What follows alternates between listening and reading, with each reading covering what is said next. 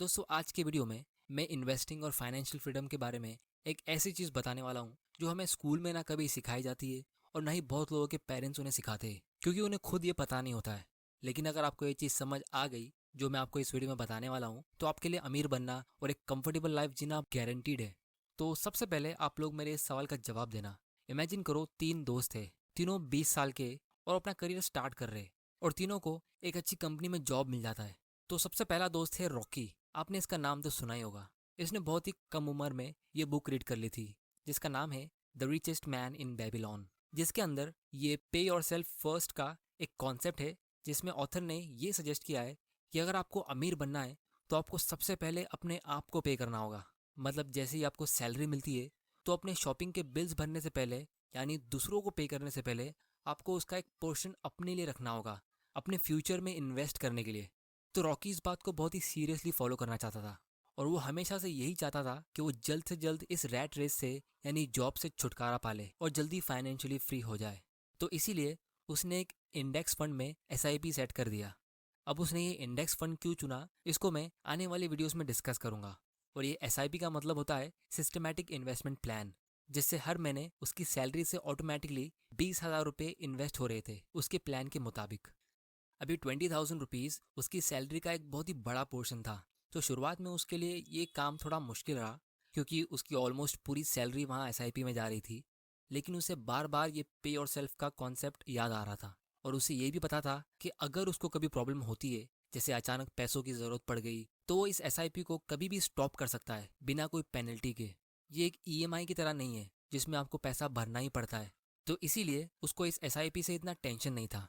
और साथ में उसने अपना जॉब भी पूरे दिल से किया। तो जैसे ही उसकी सैलरी इंक्रीज होने लगी तो वो उन एक्स्ट्रा पैसों को अपने घर के खर्चे के लिए स्पेंड करने लगा। लेकिन उसने कभी अपनी एसआईपी स्टॉप नहीं की और वो ये चीज़ डिसिप्लिन के साथ अपनी पूरी 20s में करता रहा। मतलब 20 साल की उम्र से लेके 29 साल की उम्र तक। तो ये साल का इन्वेस्टमेंट होता है 2,40,000 और 10 साल का होता है 24 लैक्स का इन्वेस्टमेंट। अब दूसरी तरफ मोंटी अपनी 20s में वो अपनी पूरी सैलरी एंजॉय करता रहा और फाइनली जब वो 30 साल का हुआ और जब उसका पहला बच्चा हुआ तब जाके उसे फील होता है कि उसे इन्वेस्टमेंट भी करना चाहिए। तो इसीलिए वो 30 साल की उम्र में इन्वेस्टमेंट शुरू करता है। अब क्योंकि उसे पता है कि वो लेट शुरुआत कर रहा है तो वो रॉकी के मुकाबले डबल से भी ज़्यादा पैसा इन्वेस्ट करता है और वो भी डबल टाइम के लिए। मतलब साल के 2,40,000 की जगह पे 5 लाख रुपए और वो भी 50 साल की उम्र तक यानी 20 साल के लिए, जो होता है टोटल इन्वेस्टमेंट 1 करोड़ रुपए का। अब तीसरा फ्रेंड है सनी, जो अपने 20s में पूरी सैलरी एंजॉय करता था लेकिन उसे खर्चा करने की इतनी आदत लग गई थी कि वो पैसा बोरो करके खर्चा करने लगा था, यानी लोन लेके क्रेडिट कार्ड्स पे शॉपिंग करके, जिसकी वजह से वो अपनी 30s में भी इन्वेस्टमेंट शुरू नहीं कर पाया क्योंकि वो अपने बिल्स भरने में बहुत पीछे था और इसीलिए उसकी कुछ सेविंग्स हो ही नहीं पा रही थी। लेकिन फाइनली उसे ये चीज़ समझ आ गई कि इन्वेस्टिंग तो करना चाहिए और रिटायरमेंट के बारे में सोचना ज़रूरी है क्योंकि उसे पता है कि वो हमेशा काम नहीं कर सकता। तो इसीलिए वो 40 साल की उम्र में इन्वेस्टमेंट शुरू करता है और इसीलिए सनी यहाँ पे मोंटी के मुकाबले डबल ही नहीं बल्कि 4 गुना पैसे इन्वेस्ट करने का प्लान करता है आने वाले 10 सालों तक। मतलब 5 लाख की जगह पे 20 लाख रुपए हर साल अपनी पूरी 40s में। तो इसका टोटल इन्वेस्टमेंट होता है 2 करोड़ रुपयों का। अब दोस्तों तीनों एक ही जगह इन्वेस्ट करते हैं इंडेक्स फंड में, जहां उनको 15% का कंपाउंडेड ईयरली रिटर्न्स मिलता है और जब तीनों 50 साल के होते तब वो अपने 50th बर्थडे पे मिलते। अब क्या आप इमेजिन कर सकते हो कि किसके पास कितनी वेल्थ होगी या फिर किसके पास ज़्यादा वेल्थ होगी। चलिए रिजल्ट्स देखते हैं। तो सबसे पहले सनी, जिसने सबसे लेट शुरू किया था और उसने सबसे ज़्यादा इन्वेस्ट किया था, उसकी टोटल वेल्थ होती है 5.37 करोड़ और उसने इन्वेस्ट किया था 2 करोड़। तो उसका टोटल प्रॉफिट होता है 3.37 करोड़, जो एक हिसाब से बुरा नहीं है जैसा आप इस टेबल में देख सकते हो। लेकिन मोंटी, जिसका टोटल इन्वेस्टमेंट उसका आधा था यानी 1 करोड़ रुपयों का, उसकी टोटल वेल्थ होती है 6.77 करोड़ की। लेकिन जिसने सबसे कम इन्वेस्ट किया था वो भी सबसे कम टाइम के लिए यानी सिर्फ 0.24 करोड़, वो भी शुरुआत के सिर्फ 10 साल में, तो उसकी वेल्थ कितनी होनी चाहिए। तो दोस्तों रॉकी के पास टोटल वेल्थ है 10.5 करोड़ की। अब आप इमेजिन करो कि अगर रॉकी 30 साल के बाद और ज़्यादा इन्वेस्ट करता तो उसका पोर्टफोलियो कितना बड़ा होता। अब क्योंकि रॉकी 30 साल की उम्र में जॉब छोड़ के फ्री हो गया था तो उसने वो पैसा इंडेक्स फंड से विड्रॉ करके स्टॉक्स में इन्वेस्ट कर दिया क्योंकि उसकी नॉलेज इंप्रूव हो चुकी थी। जिससे उसको 15% की जगह पे 18% मिल रहा था, जो मेरे हिसाब से डायरेक्ट स्टॉक्स के थ्रू आपको ईजिली मिल सकता है। तो इसीलिए उसकी एक्चुअल वेल्थ 10 करोड़ नहीं बल्कि 18 करोड़ की होती है, और उसने ये सारी वेल्थ क्रिएट करी सिर्फ उस छोटे से इन्वेस्टमेंट पे। और इतना ही नहीं, उसको उसके पोर्टफोलियो से 1.5% का डिविडेंड्स मिलता है, जो साल का होता है 27 लैक्स, जिससे उसका पूरा मंथली खर्चा आसानी से निकल जाता है।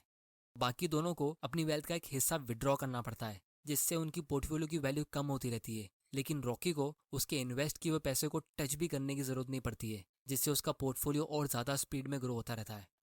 तो दोस्तों, इस सिंपल एग्जाम्पल से हमें बहुत सारी चीज़ें सीखने मिलती है। सबसे पहली तो ये कि लोग हमेशा कहते हैं it's never too late to start, या फिर यू ओनली लिव वंस, तो जैसा मन करता है वैसा रहो। अब दोस्तों, ये बात बिल्कुल सच है, लेकिन दूसरा सच ये भी है जिसको लोग हमेशा इग्नोर करते हैं, कि do you want to work until you die? क्या आप हमेशा काम करते रहना चाहते हो? क्योंकि इनकम तो टेम्पररी होती है जब तक आप यंग होते हो तब तक, लेकिन आपके खर्चे हमेशा रहेंगे। अब दोस्तों, मैं ये नहीं बोल रहा हूँ कि हमें कुछ भी खर्चे नहीं करने चाहिए, लेकिन इस वीडियो के ज़रिए मैं ये बताना चाह रहा हूँ कि आपका 20s का टाइम बहुत ज़्यादा इंपॉर्टेंट होता है, क्योंकि इन्वेस्टिंग में सबसे इंपॉर्टेंट चीज़ होती है कंपाउंडिंग, और कंपाउंडिंग में सबसे इंपॉर्टेंट चीज़ होती है टाइम। इसीलिए जितना जल्दी आप स्टार्ट करोगे आपके लिए उतना अच्छा होगा, क्योंकि जिस तरह पैसों की वैल्यू होती है उसी तरह टाइम की भी वैल्यू होती है, जिसको फाइनेंस में हम कहते हैं टाइम वैल्यू ऑफ मनी, जिसको हम आने वाले वीडियोस में एकदम डिटेल में डिस्कस करेंगे। तो इसीलिए अगर आप अपने 20s में हो और किसी ऐसे आदमी को देखते हो जो 50 साल का है और उसके पास ज़्यादा पैसा है, तो इसका मतलब ये नहीं कि वो आपसे ज़्यादा अमीर है। ये एक गलत कंपैरिजन है, क्योंकि आप अपनी लाइफ के फर्स्ट चैप्टर को किसी और की लाइफ के 10th चैप्टर से कंपेयर नहीं कर सकते। आपको अभी भी और बहुत सारे पेजेस पलटना बाकी है, और जब तक आप अपनी लाइफ के 10th चैप्टर तक पहुंचोगे तो हो सकता है आप उससे ज़्यादा आगे निकल जाओ। और दोस्तों, ट्रस्ट में, जब आप ये चीज़ समझ जाओगे तो आप बाकी लोगों से बहुत ज़्यादा आगे निकल जाओगे, क्योंकि पैसों के साथ आपकी नॉलेज भी कंपाउंड होती है, आपका कॉन्फिडेंस भी कंपाउंड होता है, और आपका मेंटल पावर भी कंपाउंड होता है। और जब आप थोड़ा सा आगे निकल गए तो बाकी लोग आपसे हमेशा पीछे रहेंगे। ये चीज़ मैंने इस कंपाउंडिंग की वीडियो में डिस्कस की है, क्योंकि जैसा मैंने वीडियो के स्टार्ट में कहा था, ये चीज़ें ऐसी है जो हमें स्कूल में नहीं सिखाई जाती, और ना ही हमारे पेरेंट्स हमें सिखाते हैं। और दूसरा इंपॉर्टेंट लेसन हमें ये सीखने मिलता है कि अगर हम रातों रात बहुत कम टाइम में किसी स्टॉक से 20-30% का प्रॉफिट कमा भी लेते हैं, या फिर अगर आप 100% का प्रॉफिट भी कमा लो, मतलब आप अपने पैसों को डबल कर लो, तो भी आप उससे अमीर नहीं बन पाओगे। क्योंकि अगर आपने 1 लाख रुपए इन्वेस्ट किया तो वो 2 लाख रुपए में ग्रो हो जाएगा। लेकिन क्या आप उससे फाइनेंशियली फ्री हो गए? या फिर क्या आप फाइनेंशियली और मेंटली इतने स्ट्रांग हो गए जिससे आप अपने जॉब को छोड़ के आराम से रिटायर हो सकते हो? तो सबसे बड़ा सवाल आप लोगों के मन में ये आ रहा होगा कि जब हमारे पास ज़्यादा पैसा नहीं है, या फिर हमारे पास उतना कॉन्फिडेंस और इतनी नॉलेज नहीं है उतना बड़ा अमाउंट इन्वेस्ट करने के लिए, तो हम करें क्या? तो दोस्तों, अब हम आते हैं इस वीडियो के सबसे इंटरेस्टिंग पार्ट की तरफ। वो ये कि जब आप इन्वेस्टिंग शुरू करते हो अपने 20s में, तो स्टार्ट में आपका पोर्टफोलियो कितना परसेंट का रिटर्न देता है वो मैटर नहीं करता है। आपकी लर्निंग का ग्राफ कितना स्पीड में ऊपर जा रहा है वो मैटर करता है। क्योंकि जितना स्पीड में आप अपनी 20s में नई चीज़ें सीख सकते हो, उतना स्पीड में आप अपनी 30s या 40s में नहीं सीख पाओगे, और ये बहुत सारी रिसर्च के थ्रू प्रूवन है। तो दोस्तों, वीडियो को एंड करने से पहले आप लोगों को मैं एक टाइमलेस एडवाइस देना चाहता हूँ। वो ये कि फ्यूचर में आपकी लाइफ में एक ऐसा स्टेज आएगा जब आप देखोगे कि आपका पोर्टफोलियो एक दिन में जितने रुपए से फ्लक्चुएट होता है, उतना आप एक टाइम पे पूरे साल में सेव करके इन्वेस्ट करते थे। ये कंपाउंडिंग का एक ऐसा जादू है जो बिल्कुल नेचुरल है, और ये हमेशा ऐसे ही काम करेगा, जो मैक्सिमम लोग को समझ नहीं आता है। तो इसीलिए कि फाइनेंशियली इंडिपेंडेंट होने से पहले आपको मेंटली इंडिपेंडेंट होना पड़ेगा। क्योंकि जिन लोगों के पास ज़्यादा पैसा नहीं होता है उनको पॉवर्टी का डर होता है कि फ्यूचर में पैसे कहाँ से आएंगे, और जिनके पास ज़्यादा पैसा होता है तो उनको पैसा ख़त्म होने का डर होता है कि फ्यूचर में पैसे कहाँ से आएंगे। तो दोस्तों, आज की वीडियो में इतना ही। उम्मीद करता हूँ आपको इस वीडियो से कुछ ना कुछ सीखने तो मिला होगा। अगर आप ऐसे नॉलेजेबल वीडियोस फ्यूचर में देखना चाहते हो तो चैनल को सब्सक्राइब कर लेना और बेल आइकन को प्रेस कर देना, ताकि आप कोई वीडियोस मिस ना कर दो। अगर आपको ये वीडियो पसंद आया तो इसे लाइक करो, नहीं पसंद आया तो डिसलाइक करो। आपका वैल्यूबल टाइम देने के लिए थैंक यू।